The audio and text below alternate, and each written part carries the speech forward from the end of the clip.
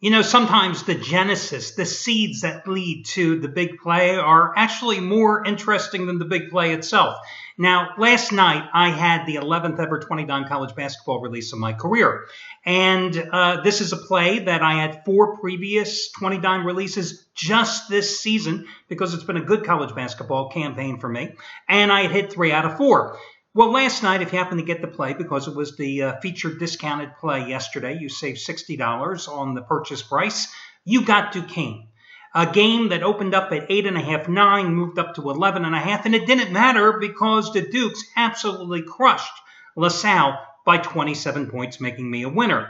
Now, the Atlantic 10 has certainly been my most profitable conference. I've talked about that before here on the video report so far this season. And it's one that I've always followed religiously because it's always been a good money-making conference for me. But I've got to be honest with you, the genesis of the play actually started during the blizzard coverage over the weekend. The blizzard, of course, had hit the middle Atlantic states. Now, while my house was probably getting 25 to 30 inches of snow, and it may still be in the driveway as far as I'm concerned, I don't care because we were across the country sitting here in 55-degree weather, of course, having Slingbox on, watching all the local telecasts. And the 2 big sports stories over the weekend, other than those little games in the NFC and AFC championships that were played on Sunday, happened to be the Temple gymnastics team, I think it was trapped on the Pennsylvania Turnpike. A bunch of the girls were trapped in a bus there. And the Duquesne men's basketball team was trapped as well. In fact, they were trapped, I think it was like 22.5 hours because they had their game against George Mason, moved up on Friday. And it was a game in which I liked Duquesne in that contest as well because they had won 2 of their previous 3. I was looking for them to rebound from a 20-plus point blowout loss at home to VCU, and they did as expected. But then they got trapped on one of the interchanges on the Pennsylvania Turnpike.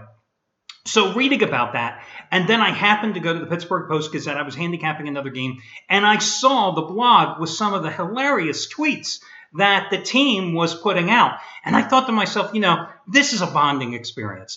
These are a bunch of guys, 18, 21 years old, trapped in the middle of nowhere, meaning the Pennsylvania Turnpike, nowhere to go, on the bus, 22 hours, and they're having a hell of a good time.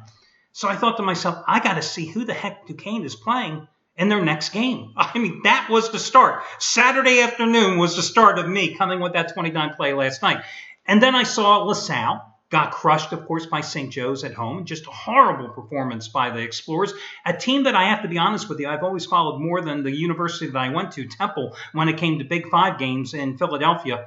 So that was the genesis of having Duquesne as the big 20-dime play last night. I didn't care that they got in like at 11 o'clock Sunday night because, again, I thought the experience they had would bond that team, bring them together, and they just pounded the hell out of Duquesne last night, out of LaSalle last night. So now 4-1 with those plays. Now, I don't have something that big because, listen, those are rare plays. There's a reason that was only the 11th such 20-dime play in college basketball during my career on Duquesne last night. But tonight I do have another normal top-rated 15-dime release. It's my NBA double-digit Destroyer of the Month to play, just like yesterday's college double-digit Destroyer of the Month. And again, you can get it for over half price off. The coupon code is HOOPS, HOOPS.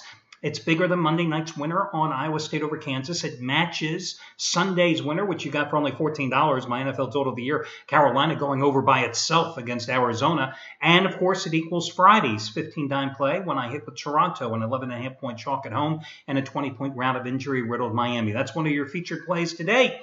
All the others are over on the homepage. Let's get to your complimentary plays. I have to be honest, this card is awful. Awful. I mean, I couldn't find anything that I would be willing to put my own money, even if you paid me to put money on it in college basketball tonight. That's why I gravitated toward the pros. Now, in college tonight, the closest I could come to a play that I could actually get on board with was Butler, minus the 14 points at home against DePaul. because I keep expecting the Bulldogs to sooner or later to break out of their shooting funk. This is a team that got off to a red-hot start, 11-1 in non-conference play, but since Big East action opened, just 2-5. And remember, it's not like they were playing a bunch of cupcakes during the non-conference portion of their schedule. I mean, they won at Cincinnati and handed the Bearcats their first loss of the season. They beat Tennessee. They beat Purdue, for goodness sakes. But since then, nothing going right. Now, one of those two Big East wins happened to be at DePaul. And DePaul, of course, is visiting Butler this evening. It was an interesting game because the Blue Demons were just hammering them on the boards, running up and down the floor. So Butler went ahead and switched to a zone defense, slowed down the tempo of the game, and it really was the nail in the coffin for the Blue Demons. Is Butler still a little shorthanded? Yes. One of their point guards, Tyler Lewis, is still out with a concussion, averaging 7 points, 3 assists a game. I should say he's questionable. I've seen anywhere from questionable to doubtful for this contest. He had 7 assists in the January 5th win, which was 77-72 in Chicago. Again, Blue Demons out-rebounded them 39-25 on the board there. Scored 18 second-chance points in that one. Had 9 turnovers in the second half of the game. So I went back and forth. I'm going to myself, I really do believe Butler is the better team.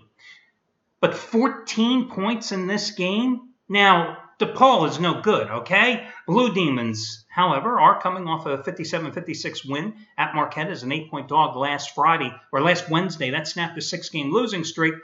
I still got to go with the DePaul Blue Demons as the road dog here.